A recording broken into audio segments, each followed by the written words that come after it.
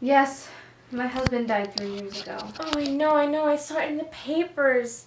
Oh, believe me, Christina, I meant to write to you, but I kept putting it off. And something always got in the way. I can quite understand that, Nora, dear. Oh no, Christina, it was horrid of me. Oh, you poor darling. How much you must have gone through. And he left you nothing? Nothing. Not even children? None. Nothing at all? Not even a sorrow or a longing to dwell upon.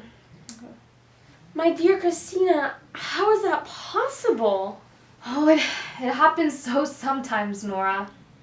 So utterly alone. How dreadful that must be. I have 3 of the loveliest children. I can't show them to you just now. They're out with their nurse. But now you must tell me everything. No. I want you to tell me. No, you must begin.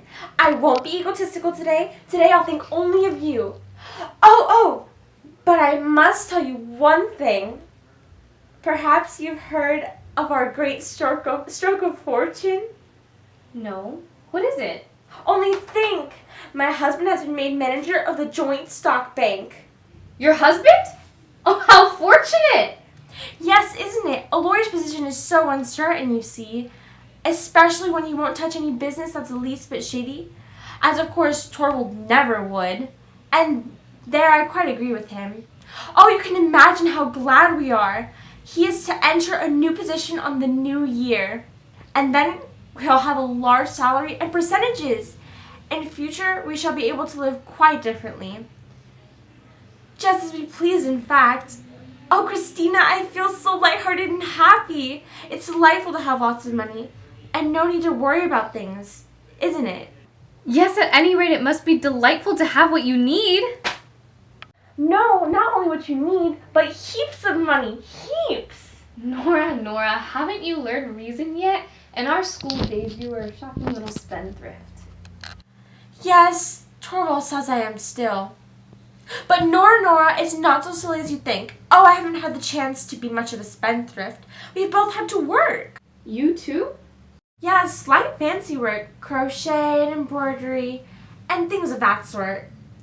And other work too. You know, of course, that Torvald left the government since we were married.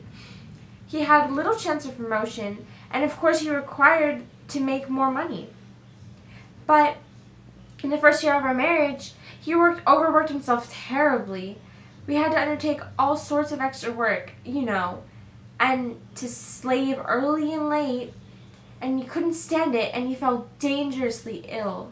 Then the doctors declared he must go to the south. You spent a whole year in Italy, didn't you? Yes, we did. It wasn't easy to manage, I can tell you. It was just after Ivar's birth, but of course we had to go. Oh, it was a wonderful, delicious journey, and it saved Torvald's life. But it cost a frightful lot of money, Christina. So I should think. $1,200, 4,800 crowns. Isn't that a lot of money? How lucky you had the money to spend. Oh, we got it from Father, you must know. Ah, I see. He died just about that time, didn't he? Yes, Christina, just then. And only think, I couldn't go and nurse him. I was expecting little Ivar's birth daily. And then I had my poor sick Torvald to attend to. Dear, kind old father. I never saw him again. Oh, Christina, that's the hardest thing I've ever had to bear since my marriage. I know how fond you were of him. But then you went to Italy? Oh, yes, Dr. Rank, but he doesn't come here professionally. He is our best friend and never lets a day pass without looking in. No, Torvald hasn't had an hour's illness since that time, and the children are healthy and well. And so am I.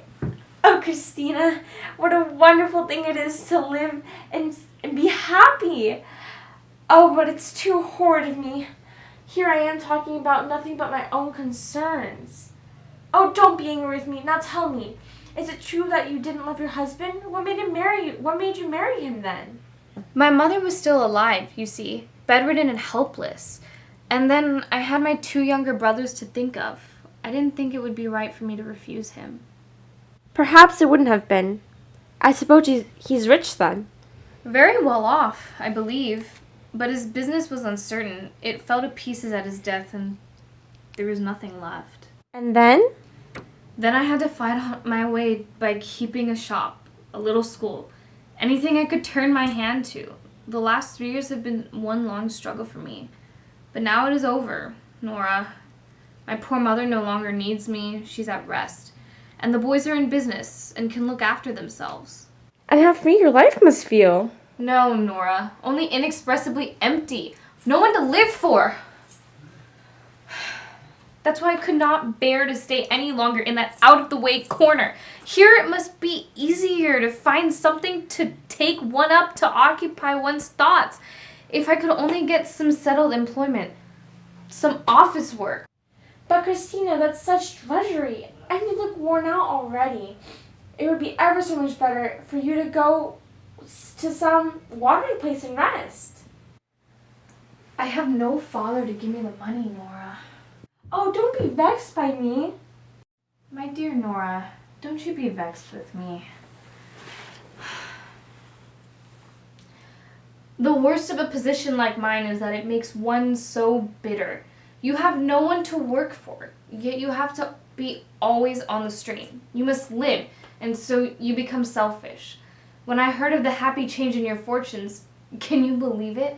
I was glad for my own sake more than for yours.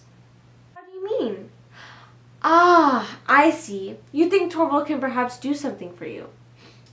Yes, I thought so. And so you shall, Christina. Just leave it all to me. I shall lead it up to it beautifully. I shall think of some delightful plan to put him in good humor. Oh, I should love to help you. How good of you, Nora, to stand by me so warmly. Doubly good in you, who knows so little of the troubles and burdens of life.